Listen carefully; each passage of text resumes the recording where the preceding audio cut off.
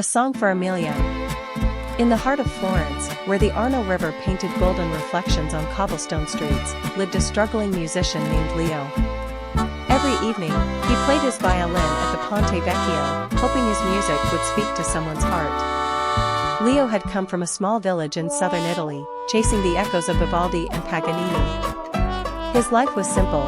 He lived in a tiny attic room above a bakery, ate leftover pastries from kind shopkeepers, and wore the same old scarf his mother had knitted before she passed. But every note he played held something deep: longing, hope, and love yet to be found. One rainy evening, as Leo played a haunting melody under the bridge's arch, a young woman paused beside him. She had a red umbrella, long chestnut hair, and eyes filled with unspoken sadness. She stood still, completely silent, until the last note faded. Then, with a small smile, she placed a single white rose in his violin case and walked away. Leo couldn't sleep that night. The image of her lingered in his mind. Who was she? Why did she look so lost? Why did her smile feel like a memory he never lived?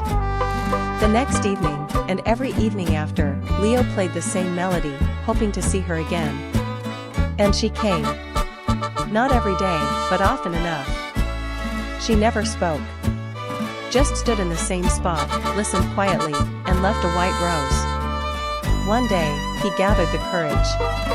As she turned to leave, he gently asked, "Do you have a name?" She hesitated, then turned back.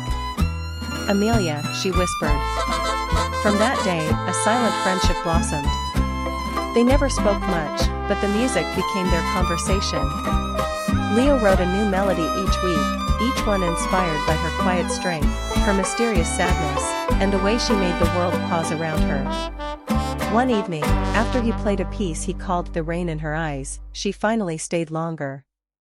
She sat beside him on the stone steps and said, "I used to play the piano before I lost my brother. He was the one who told me to never stop hearing the music." Leo said nothing, but slowly reached for his violin.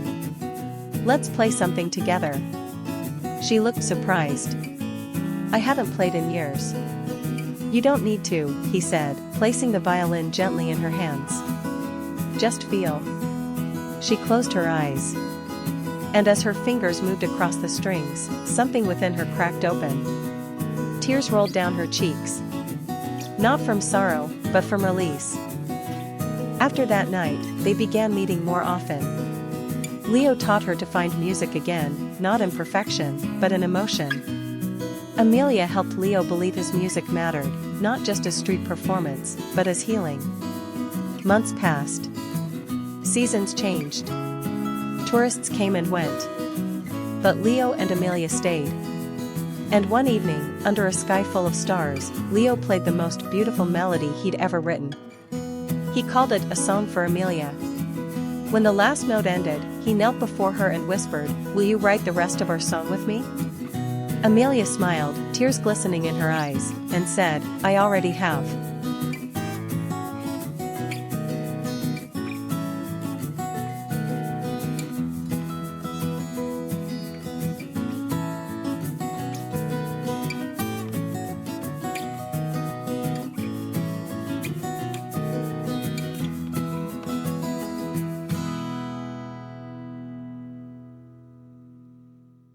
Echoes of the Heart.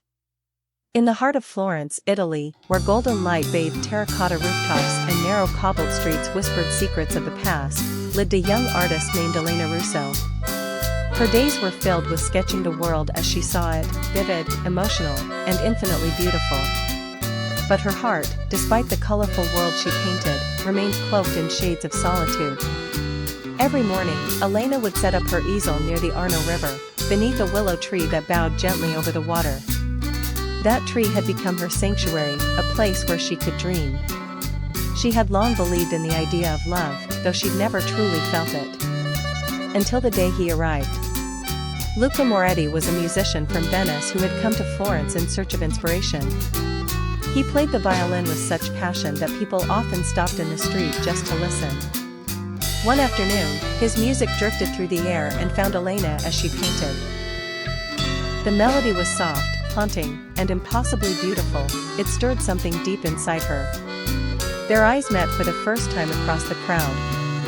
He smiled, a gentle, curious expression. She returned it with a hesitant one of her own. Over the following weeks, they continued to see each other, sometimes just a glance, sometimes a full conversation. Luca would play while Elena painted. Their silence wasn't empty, but filled with a quiet understanding. As summer deepened, so did their connection. He showed her the poetry of music, she revealed to him the art hidden in everyday life. One evening, under a sky that melted from pink to navy, Luca took Elena to the Ponte Vecchio. They stood there, watching the lights shimmer on the river. He turned to her, violin case in hand. "I've written something for you," he said, his voice trembling slightly. "But I've never played it for anyone." She nodded. Luca raised his violin and played a piece so tender and raw that tears welled in her eyes. Every note spoke of longing, discovery, and love. When the music faded, she stepped forward and kissed him, softly, with the kind of certainty that only comes when two souls recognize each other. Their love blossomed like the sunflowers in Tuscany, warm, radiant, impossible to ignore. They spent the following months creating together, a symphony of brush strokes and strings, laughter and late-night talks, shared dreams and whispered promises. But life, as it often does, brought change. Luca was offered a position with a renowned orchestra in Vienna. It was everything he had worked for, and yet it meant leaving. On their last evening together before his departure, Elena took him back to the willow tree by the river. She handed him a canvas. It was a painting of him, playing under that very tree, sunlight catching the strings of his violin like gold threads. But in the distance, standing in the shadows, was her. "It's how I'll remember us," she whispered. Luca kissed her forehead. "I'll come back. No matter what, I'll find my way to you." Years passed. Elena became a renowned artist, her works filled with emotion, always with a violin hidden somewhere in the background. She never forgot him. Letters came, then stopped. Life grew quiet again, but her hope never truly faded. Then, one rainy afternoon, as she set up her easel under the willow tree, she heard it, a familiar, haunting melody drifting through the mist. She turned. There he was, older, a little tired, but still him. Violin in hand, smile on his face.